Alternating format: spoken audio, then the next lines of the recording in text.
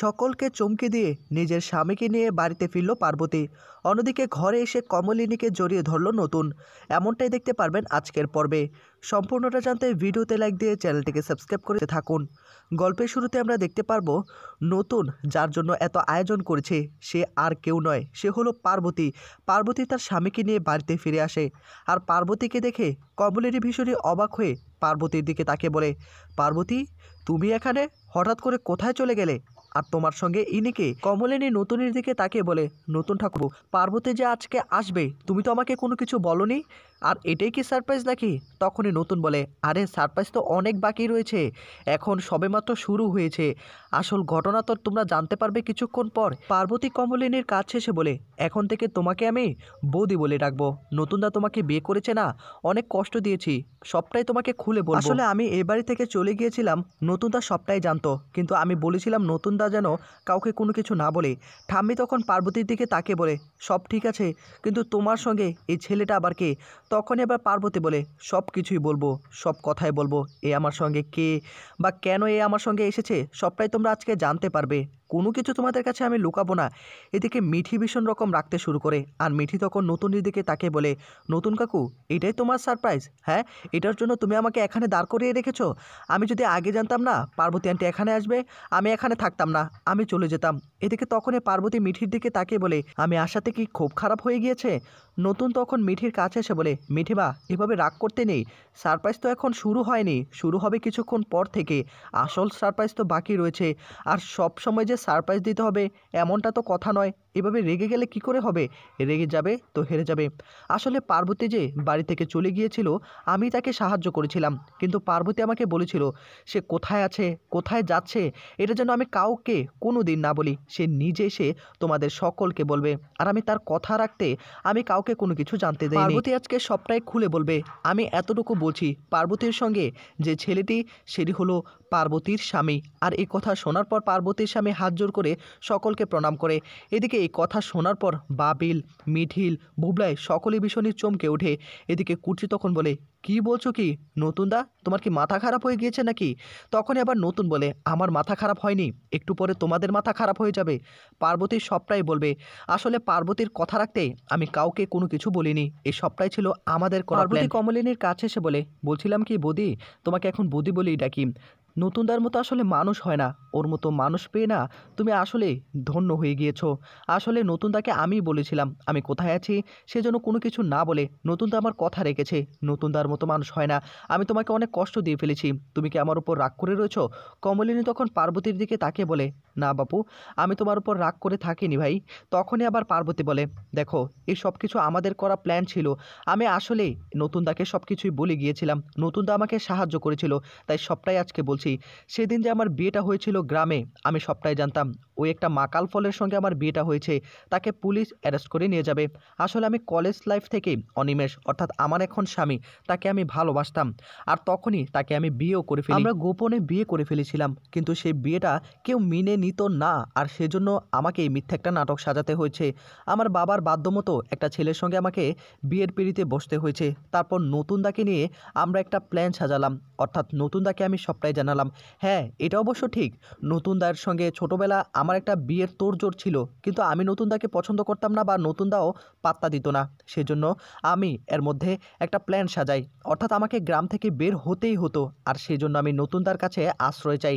তাই নিজের স্মৃতিতে সিঁদুর পরে আমি এই বাড়িতে ঠাঁই নেই, আর তোমাদের অনেক কষ্ট দিয়ে ফেলেছি, এর জন্য এক্সট্রিমলি সরি। কিন্তু নতুনদার একটা জিনিস দেখে আমার খুব ভালো লাগছে, নতুনদা আমাকে কথা দিয়েছিল আমার অনিমেষের কাছে আমাকে পৌঁছে দিবে, নতুনদা সেই কাজটি করেছে। নতুনদাকে আমি বলেছিলাম কাউকে যেন কোনো কিছু না বলে, নতুনদা সে নিজের কথা রেখেছে, সে কাউকে কোনো কিছু জানতে দেয়নি। আজকে আমি এখানে এসেছি, আমরা অন্য জায়গায় চলে যাব, আর অন্য জায়গায় যেহেতু চলে যাব ভাবলাম তোমাদের সঙ্গে একটু দেখা করে যাই। আর নতুনদা তুমি একজন বড্ড বড্ড একটা পাগল মানুষ জানো তো, তুমি কাউকে কোনো কিছু জানতে দাওনি। আমি হয়তো বা ভেবেছিলাম তুমি সব সত্যিটাই বলে দিবে, কিন্তু তুমি যে আমার এতটুকু কথা রেখেছো আমি না আসলে কৃতজ্ঞ। কমলিনীর কাছে এসে তখন পার্বতী বলে, বৌদি তোমাকে একটু প্রণাম করি। এই বলেই তখন পার্বতী কমলিনীকে প্রণাম করে। তখনই পার্বতী পার্বতী কমলিনীর কাছে এসে বলে, তুমি নতুনদার মতো একটা স্বামী পেয়েছো যে সব কিছু তোমার সঙ্গে শেয়ার করে। আমি আসলে আমার বাবাকে কোনো কিছুই বলতে পারিনি, সেজন্য আমাকে এই সিদ্ধান্তটা নিতে হয়েছে। নতুনদা সত্যি তোমাকে ভালোবাসে। তখনই আবার কমলিনী পার্বতীর দিকে তাকিয়ে বলে, কোথায় ভালোবাসে? ভালো যদি বাসতো আমার কাছে সব কথাই শেয়ার করতো, আমাকে তো কোনো কিছুই জানালো না। তখন এবার নতুন কমলিনীর দিকে তাকিয়ে বলে, আমি সবটাই তোমাকে জানাই, আমার পার্সোনাল জীবনের কথাগুলো আমি তোমার কাছে শেয়ার করি। এখন পার্বতী হলো অন্য একটা পার্সন, তার কিভাবে পার্সোনাল কথাগুলো আমি শেয়ার করি। এদিকে অয়নদীপ তখন সকলের সামনে বলে, বাবা তোমাদের আসলেই না সাহস আছে। আমি কিন্তু একজন উকিল, আর উকিলের সামনে দাঁড়িয়ে এই কথাগুলো বলছো। আমি কিন্তু কেসটা ঘেটে মোটে একটু অন্যদিকে নিয়ে যেতে পারি, ভয় করছে না তোমাদের? নতুন তখন বলে, ভয়? কিসের ভয় তোমাকে? কোনো ভয় না। তুমি যে ব্ল্যাকমেল করে কুর্চিকে আটকে রেখেছো ওই 1% ব্লকেজ করে, এটা আমরা জানতে পেরে গিয়েছি। তখনই আবার অয়নদীপ বলে, এটা কি করে আপনি জানতে পারলেন? তখনই আবার নতুন বলে, আরে সবটাই তো জানা লাগে, কুর্চি আমার সঙ্গে সব কিছুই শেয়ার করেছে। আপনি যে 1% ব্লকেজ করে ব্ল্যাকমেল করেন সবটাই আমরা জানি। এদিকে পার্বতী কমলিনীর কাছে এসে বলে, বলছিলাম কি ভাই, তুমি কি আমার উপর রাগ করে রয়েছো? হ্যাঁ, রাগ করে থেকো না।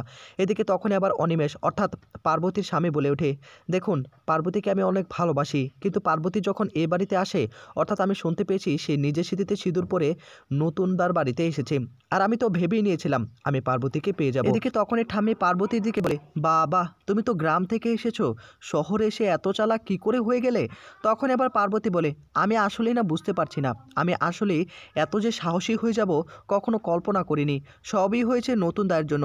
নতুনদা যদি আজকে আমার পাশে না থাকতো, আমি কখনো অনিমেষকে পেতাম না। অনিমেষকে না পেলে আমার জীবনটাই বৃথা হয়ে যেত। আমি যে আগে বিয়ে করেছি অনিমেষকে। পার্বতী তখন অনিমেষকে সকলের সঙ্গে পরিচয় করিয়ে দেয়। এ হলো বাবিল, এ হলো বুবলাই, এ হলো মিঠিল। বাড়ির সকলকে এক এক করে পরিচয় করিয়ে দিতে শুরু করে। পার্বতী হঠাৎ মিঠির সঙ্গে যে কৃষাণুকে দেখতে পেয়েছে তখন তাকে প্রশ্ন করে, কি ব্যাপার, উনি আবার কে? নতুন তখন বলে, আমার একজন ছাত্র। তখনই আবার কৃষাণু বলে ওঠে, ছাত্র না, শুভাকাঙ্ক্ষীও বলতে পারেন, খুব কাছের মানুষ। তখনই আবার মিঠি বলে, এই শুনুন, দুদিন হয়েছে আপনি এই বাড়িতে এসেছেন, আমাদের জায়গাটা দখল করার চেষ্টা করবেন না। ছাত্রর মতোই থাকুন। নতুন কাকু আমি কিন্তু বলে দিচ্ছি, এ কিন্তু আমাদের জায়গা নিতে চাচ্ছে। তখন আবার নতুন বলে, হয়েছে, এভাবে ঝগড়া করতে হয় না তো, দেখা যাবে পরবর্তীতে কি হয়। মিঠিল কমলিনীকে বলে, পার্বতী আন্টি অনেকক্ষণ যাবত দাঁড়িয়ে রয়েছে, মিষ্টি নিয়ে এসে সকলকে তো মিষ্টি খেয়ে শেষ করতে হবে, এত কথা বলতে নেই। অয়নদীপ তখন কমলিনীর দিকে তাকিয়ে বলে, আমি একটা কথা বলছিলাম আর কি, আপনার দিদিভাইকে দিন না কিছু একটা কাজ বাজ করুক, বাড়িতে এসে কি অলস হয়ে গিয়েছে নাকি? বলছিলাম কি, আমিও তো মিষ্টি এনেছি, আমার মিষ্টিগুলো কোথায় যাবে? আমার মিষ্টিগুলো আগে দিতে হবে। কমলিনী বলে, শুনুন, আমার দিদিভাই এমন মানুষই নয়, সারা জীবন কাজকর্ম করে এসেছে, এখনও একটা চাকরি করে, সেটা ভুলে গেলে হবে না। পার্বতী তখন ঠাম্মির কাছে আসে, ঠাম্মির কাছে এসে তাকে প্রণাম করে। বড় ঠাম্মি, ছোট ঠাম্মি সকলকে এক এক করে প্রণাম করতে শুরু করে। আর ঠাম্মি তখন বলে, বেঁচে থাকো, আমি তো কল্পনা করিনি এরকমভাবে সাহসিকতার পরিচয় দিয়ে তুমি তোমার জীবনটা বেছে নেবে। ভালো কাজ করেছো, একদম ভালো কাজ করেছো, গ্রাম থেকে এসে পড়েছো। অন্যদিকে ঘরের মধ্যে কমলিনী আর নতুন তারা দুজনেই বসে গল্প করতে শুরু করে। তারা আজকে ভীষণ খুশি। নতুন তখন কমলিনীর দিকে তাকিয়ে বলে, বলছিলাম কি, তা কোথায় ঘুরতে যাবে? তোমার কি কোনো প্ল্যান আছে বা পছন্দের জায়গা আছে? কমলিনী বলে, আমার কোনো পছন্দের জায়গা নেই, তবে সবাই একসঙ্গে গেলে ভালো লাগবে, তুমি একটা প্ল্যান করে ফেলো। নতুন তখন বলে, না আমার প্ল্যানে তো কোনো কিছু হবে না, তোমার একটা পছন্দ থাকতে পারে না? কমলিনী বলে, তোমার পছন্দই আমার পছন্দ কি আবার অন্যরকম হবে নাকি? তুমি যেটা পছন্দ করবে এটা সবাই পছন্দ করবে। নতুন তখন বলে, জানো তো, অনেক দিন পর মনে হলো বাড়ির সকলে একটু হাসলো, বাড়িতে মনে হয় প্রাণ ফিরে এলো। এটাই তো আমরা চেয়েছিলাম, সারা জীবন একসঙ্গে থাকতে। আর আজকে সকল সত্যিটাই জানতে পারলো, তোমাকে আমি আগে থেকে পছন্দ করতাম, পার্বতী আগেই বিয়ে করে ফেলেছিল। এদিকে তখনই কমলিনী হাসতে হাসতে বলে, একদম ঠিক কথাই বলেছ, আমি না আমার জীবনেই প্রথম মন দিয়ে সংসারটা করতে পারছি, তাও আমার ভালোবাসার মানুষের সঙ্গে। এই কথাগুলো বলতে থাকে। নতুন তখন বলে, শুধু সংসার করলে তো আর হবে না, তুমি তো সংসারে শুধু কাজ বাজ নিয়েই ব্যস্ত থাকো, এগুলো নিয়ে ব্যস্ত থাকলে হবে নাকি? একটু ঘোরাফেরা করতে হবে, তুমি ফটোগ্রাফের ক্লাসটাও করতে হবে, তোমার একটা জীবন রয়েছে, তুমি নিজের পরিচয়ে বাঁচবে, সেটা কি তুমি ভুলে গেলে নাকি? তখনই আবার কমলিনী বলে, হবে, সব হবে আস্তে আস্তে, আগে আমরা একটু ঘুরে আসি, ঘুরে আসার পর থেকে আবার ফটোগ্রাফির ক্লাসটাতে আমি যোগ দিব, তুমি এটা নিয়ে চিন্তা করো না। এদিকে নতুন তখন কমলিনীর কাছে এসে তাকে পিছন দিক থেকে জড়িয়ে ধরে। কমলিনী বলে, কী করছো, বাড়িতে মানুষ আছে?